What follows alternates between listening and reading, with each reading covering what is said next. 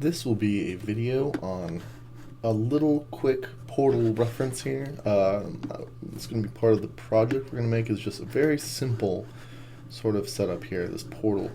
And in order to kind of nail it down and just kind of get a feel for what references can do, I've made this image in Photoshop, and we can take that on in to Maya and set that up.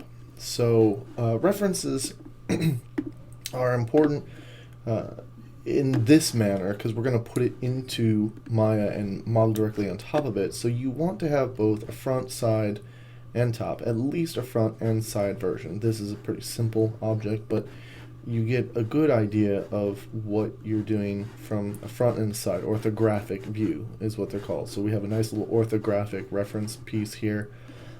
And if I need to make sure that everything's matching up and lining up, then I can simply keep going back to this in Maya, all right? And so that is going to be the purpose, and that is what reference images are good for. Okay, so to set one up, all you have to do is when you open up Maya and you've set your project and everything, go ahead and hit your space bar. And you've got, don't move any of these yet. You've got your top, your front, and your side. Don't zoom in because it'll mess things up. So I'm going to go to my front one, and I'll go on up. And we want to mess with the, let's see here, camera plane, image plane underneath view, right? So we're going to import an image. And it's really easy if it goes to source images. In this case, it's not, right? I haven't dropped it in my folder. So, but that's another reason why we want sort of the proper setup for things, is that you'll just open it up and it'll go right to that source images, and that's where you can put all your files. In here, I'm going to have to go on and grab it and place it. Right, so you can see there's my object. It's sitting here in space, and what we want to do is we want to line that up. We got this X, Y, 0 point here, right? Oops. Let's go ahead and hit the bracket to back up. And if I look here, I've got now an attribute editor, and it has a bunch of ways to kind of manipulate and move this. So let's go ahead, and we're not going to fit it to film gate or resolution gate, so that's a neat option. What we'll do is we'll start kind of moving this. And this is maybe a slightly archaic way of doing it. But it's pretty reliable nonetheless. So 1.2, let's try 2, and 1.8. I'm just kind of fidgeting with the numbers until it lays flat. So 1.8, 2. All right, no. So let's do 1.78. 1.77.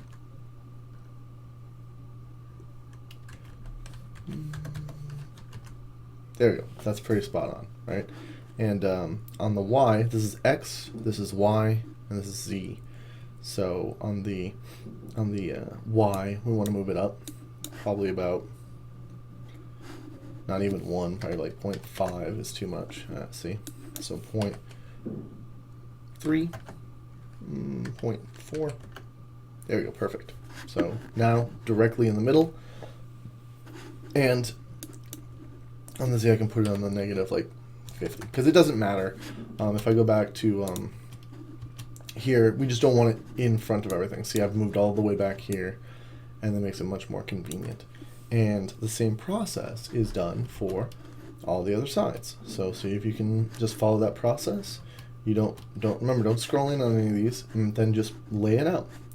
Do it for the top, do it for the side, and all you have to do is just move the image so that it lays appropriately. And if you need to get back in there and mess with these adjustments and attributes, you can always go back to, let's see here, camera. You can't adjust plain attributes here, so camera attribute editor should have them. Let's go ahead and click on it and see if we can get what we want. There we go. you can just kind of click on the image itself and it'll pop up. Also, I believe if you click on the image and go to view image plane, no, it's still not there. So whatever, just go ahead and click on it itself. And that's the easiest way to do it. And there you go. There's your settings to kind of adjust everything. You can also, one more thing real quick, adjust sort of the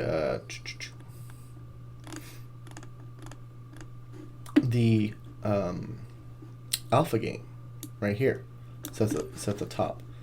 And if I tone that down, I can make it kind of transparent, which makes it a little easier to see some of your work when you're doing things, as opposed to having this hugely bright image maybe covering up all of your work, your